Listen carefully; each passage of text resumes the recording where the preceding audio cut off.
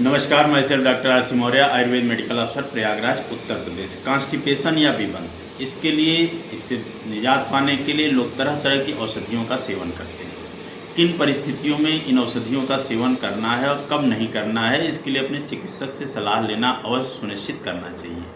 जैसे कॉन्स्टिपेशन की स्थिति है, लेकिन अगर प्रॉपर डाइजेशन नहीं हो रहा है, इनडाइजेशन की वजह से कॉन्स्टिपेशन हो रहा है या ड्राइनेस की वजह से हो रहा है, और हम जो औषधि ले रहे हैं वो औषधि किस तरह से कार्य कर रही है। कुछ औषधियाँ डाइजेशन को प्रॉपरली कराने के बाद मल का त्याग कराती हैं। कुछ औषधियाँ चाहे मल पका हो चाहे न पका हो, या प्रॉपर डाइजेशन हुआ हो या न हुआ हो, उसको बाहर निकाल देती है। तो ऐसी स्थिति में हम माल न्यूट्रिशन के शिकार होने लगते हैं, क्योंकि डाइजेस्टेड फूड जो है वो डाइजेस्ट न होकर बाहर निकल जाता है। कुछ औषधियाँ ऐसी होती हैं कि वो मल को ढीला करके बाहर निकालते हैं, बहुत हार्ड स्टूल है उसको ढीला करके बाहर निकालते हैं। कुछ औषधियाँ ऐसी होती हैं जो रेचन कराती हैं, यानी विरेचन कराती हैं, चाहे वो किसी स्थिति में मल हो उसको पतला करके बाहर निकालती हैं। तो इस तरह किस परिस्थिति में कौन सी औषधि का यूज करना है, इसकी जानकारी बहुत ही ज़रूरी है। इसी कड़ी में आज अनुलोमक द्रव्य की बात करूंगा, जो आपके शरीर में जो गैस या डिस्टेंशन या एब्डोमिनल डिस्टेंशन हो रहा है, बार बार अफरा जैसी स्थिति उत्पन्न हो रही है, प्रॉपर डाइजेशन नहीं हो रहा है, इनडाइजेशन की वजह से अपक्व मल जो है वह बाहर निकल रहा है, तो ऐसी औषधि का प्रयोग बताने का प्रयास करूंगा जो सर्व सामान्य है और आसानी से घरों में मिल जाता है और प्राचीन काल से ही उसका उपयोग होता आ रहा है और किसी तरह से हानिकारक नहीं है।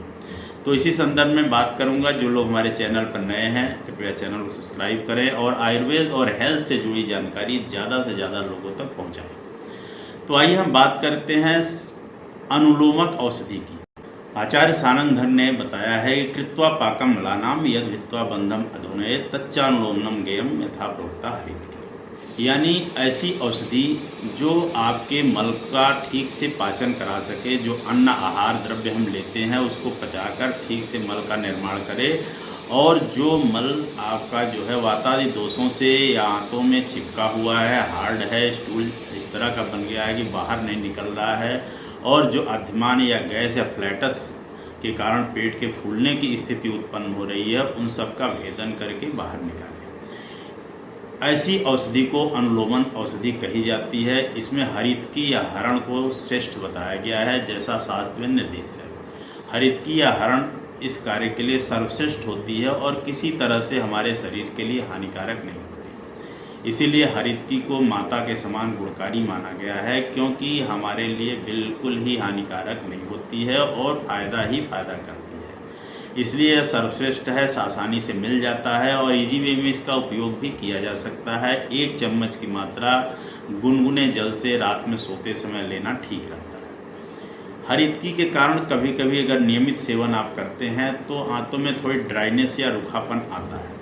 ऐसी स्थिति में यदि हरितकी के साथ हम एरंड तेल को मिक्स करके 3 ग्राम हरितकी पाउडर के साथ आधा चम्मच एरंड तेल मिक्स करके गुनगुने जल से लेते हैं तो यह ड्राइनेस की समस्या भी दूर हो जाती है। या जैसे हरितकी का आप नियमित सेवन कर रहे हैं तो बीच बीच में कभी न कभी 15 से 20 ml एरंड तेल गुनगुने दूध से लेने से ये ड्राइनेस की समस्या समाप्त हो जाती है और वातानुलोमन अच्छा होता है, मल भी अच्छे से बाहर निकलने लगता है, नियमित हो जाता है और पेट का फूलना, फ्लैटस या गैस बनना, ये भी समस्या दूर हो जाती है। इसको अपनी सुविधानुसार आप ले सकते हैं और ज़रूरत पड़ने पर या आवश्यकता न रहने पर इसको आप बंद कर सकते हैं।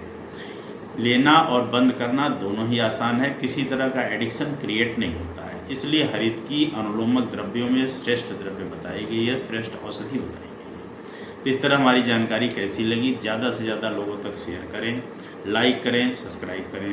धन्यवाद।